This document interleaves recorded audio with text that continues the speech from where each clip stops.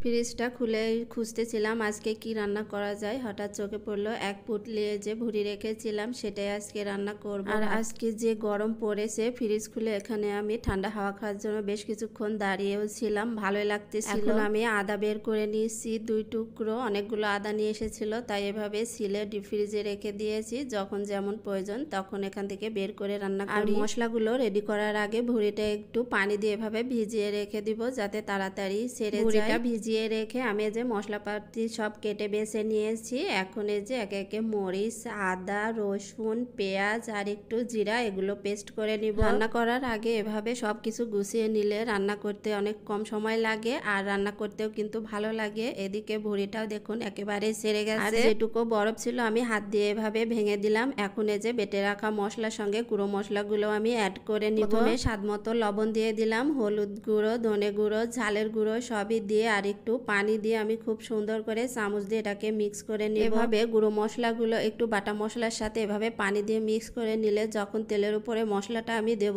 তখন কিন্তু পুড়ে যাবে না। আর এভাবে মশলাটা কষালে কিন্তু খুব সুন্দর একটা ঘ্রাণ বের হয়। সব কিছু রেডি। এখন আমি আলুটা ভেজে নেব। কড়াইতে প্রথমে একটু তেল দিয়ে গরম করে নিয়ে আলুটা দিয়ে দিলাম, দিয়ে একটু হলুদ লবণ দিয়ে দিয়েছি, দিয়ে একটু নাড়াচাড়া দিয়ে লাল লাল করে আলুটা ভেজে নেব। একটু ভালো করে ভেজে নিলে কিন্তু অর্ধেকটা সিদ্ধ হয়ে যায় আর তরকারির মধ্যে দিলে বাকি অর্ধেকটা সিদ্ধ হয়, খেতে অনেক মজা লাগে। সেজন্য আমি তরকারিতে দেওয়ার আগে আলুগুলো এভাবে একটু ভেজে নিই।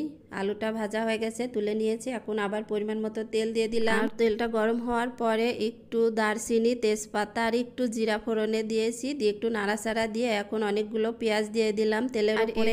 তেলের উপরে দেওয়াতে অনেক সুন্দর একটা ঘ্রাণ আসছিল। এখন আমি এই যে মিক্স করে রাখা মশলাগুলো সব তেলের উপরে দিয়ে দিলাম, দিয়ে এখন সময় নিয়ে একটু কষাতে হবে, তাহলে কিন্তু রান্নাটা অনেক মজা হয়। কষানো যত ভালো হয় রান্নার স্বাদও তত বেশি হয়। মশলাটা এখন তেল ছেড়ে দিয়েছে, এখন আমি ভুড়িটা দিয়ে দিলাম, দিয়ে আরো কিছুক্ষণ কষিয়ে নেব। ছোটবেলায় যখন মা ভুড়ি রান্না করতো আমরা সেই দিনই কিন্তু খেতাম না, 2-3 দিন জাল করে করে একদম কালো হয়ে যেত, তখন খেতাম। তো মানুষের বাড়ি তেমন একটা ফ্রিজ ছিল না, তাই মানুষ মাংস হোক কিংবা ভুড়ি এভাবে রান্না করে রেখে দিয়ে জাল করে করে খেত। এখন তো সবার বাড়িতেই ফ্রিজ আছে, সবাই যেটুকু হোক আলাদা আলাদা করে ফ্রিজে রেখে এভাবে টাটকায় রান্না করে খাওয়া হয়। সেই জাল করা মজা আর এখন পাওয়া যায় না। বলতে আমার রান্নাটাও শেষে মশলার গুঁড়োটা দিয়ে দিলাম, দিয়ে একটু নাড়াচাড়া দিয়ে আর একটু ঝোল শুকিয়ে গেলে নামিয়ে নিব। কমপ্লিট। এখন আমি চুলাটা বন্ধ করে ঢাকনা দিয়ে 10 মিনিট মতো এভাবেই রেখে দিব। যে কোনো তরকারি রান্নার পরে একটু 10 মিনিট মতো দমে রাখলে সেই তরকারিটা খেতে কিন্তু অনেক বেশি মজা লাগে। ভুড়ির সঙ্গে